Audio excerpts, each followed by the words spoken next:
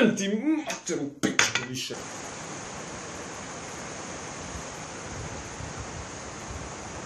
What's up everybody? Sly Fitness is back. In this video I would like to talk about some supplements that I've been taking for the past few years to support my fitness goals. And I want to say this first. I'm an idiot. I can't remember four sentences before, you see, stuttering. So to spare you from moments like this in my last video, I'm going to use these pieces of paper. So this is the only way to make sure that I give you guys quality information. So because I wear these sunglasses, you can pretend that I'm looking at you while I'm looking at those papers. So let's get started. And we will start by getting this whey protein out of the whey first. And I don't consider this a supplement, but this is rather a food source. And it's no different than eating eggs, cottage cheese, or some beans. I mean, protein is protein. Different protein sources just contain different amino acid profiles. And no, you won't grow boobs or stop growing from eating protein powder. Don't believe your grandparent nonsense. It's just food, derived from milk. Next supplement. Vitamin C. Now, I take this for the overall immunity. 500 milligrams per day, one pill. Some say you need about 40 milligrams per day. Some say you need a lot more because of the modern lifestyle, stress factors, and all that stuff. I say I don't know the exact answer. You can go consult with your physician, but one of these a day should be okay. Next on the list, magnesium. Now this one is very good, especially for athletes, as it's lost through sweating. It's important mineral, even more important for athletes, as I said. Taken before bed, it helps you relax and achieve more restful sleep. And I can attribute that. When I take it before bed, I feel a little bit more calm. It doesn't knock you out like some of the harder drugs maybe, but it will help you fall asleep. However, lately I haven't been taking it very often because I eat lots of beans, which contain plenty of magnesium themselves.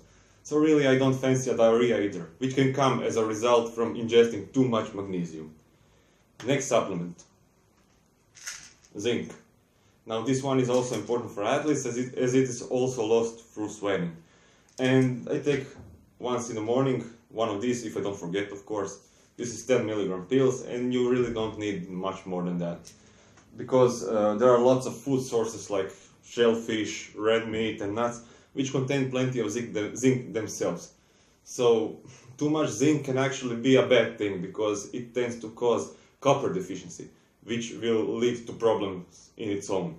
And all those stories about zinc or ZMA supplements boosting testosterone, you really don't want to believe them. The only way zinc supplement could boost testosterone is if you were really deficient in zinc beforehand.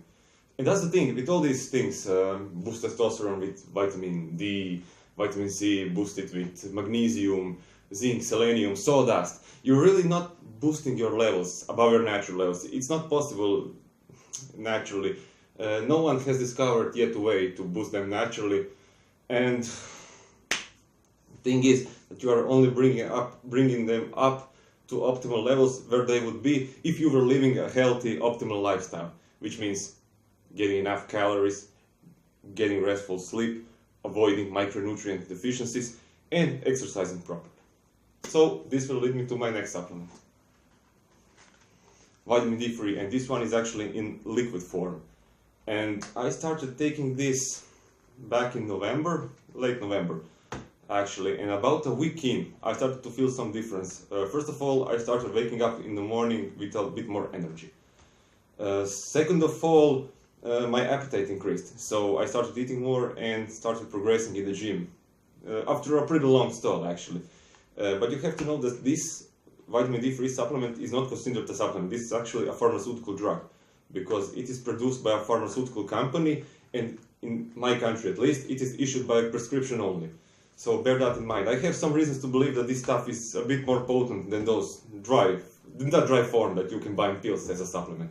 So bear that in mind.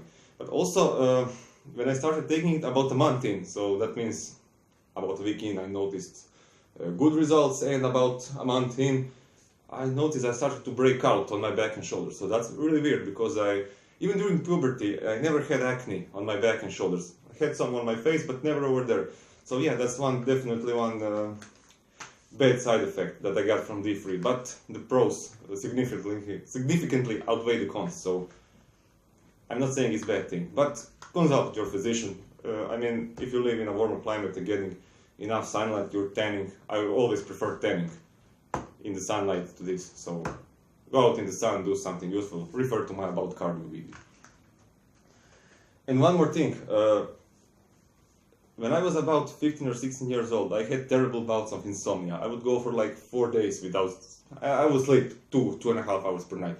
And then I would wake up and feel like a truck run over me. I would feel like a zombie. So this thing is actually bringing the insomnia back to me. I'm having difficulties sleeping, so it's definitely affecting my hormone profile. I don't know in which way, but it definitely does. It's doing something. And when I talk about insomnia, this leads me to my next supplement, which is melatonin. And now this is a hormonal supplement and shouldn't be taken lightly. I take it because I said I don't care a lot about me. But there are some studies that show that this thing may potentially cause delayed puberty in children. So if you plan to take, maybe consult with someone with more experience, maybe you're a doctor, a physician. But this thing was actually a godsend to me. As I said, I couldn't sleep for the love of my life. I was just, it's not that I was really violent, I just couldn't fall asleep. I would stay awake and then feel sleepy during the day, right? So I would take this at like 9 p.m. It was a 3 milligram capsule. I would take it 9 p.m. By 9:30, 9:45, I'm out, sleeping like a baby. Waking up next day at 8 a.m. So that means 10.5 hours of rock solid sleep. I would wake up after initial grogginess, went away, I would feel like $1 million. It was night and day, and this supplement actually improved my quality of life way too much. Okay, and the last supplement, but definitely not least. 68% ethanol, and I don't recommend anyone do this. This is just a family tradition, and this is the strong portion that actually comes out of the still when distilling fermented fruits. And I take it when I feel a little bit under the weather, when I have a sore throat. So to demonstrate you that what I'm about to take is not water, but 68% ethanol, I'm going to pour a little bit on this piece of tissue. Okay.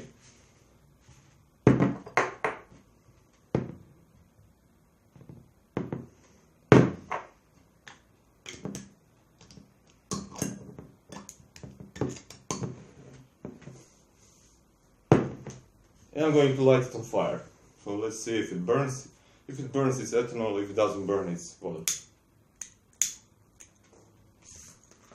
As you can see, it burns. So it's ethanol. Right? So, without anything further to do,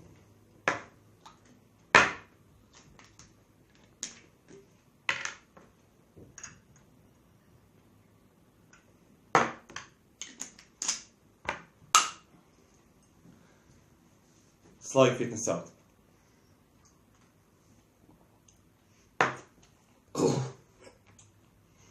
This is some good shit.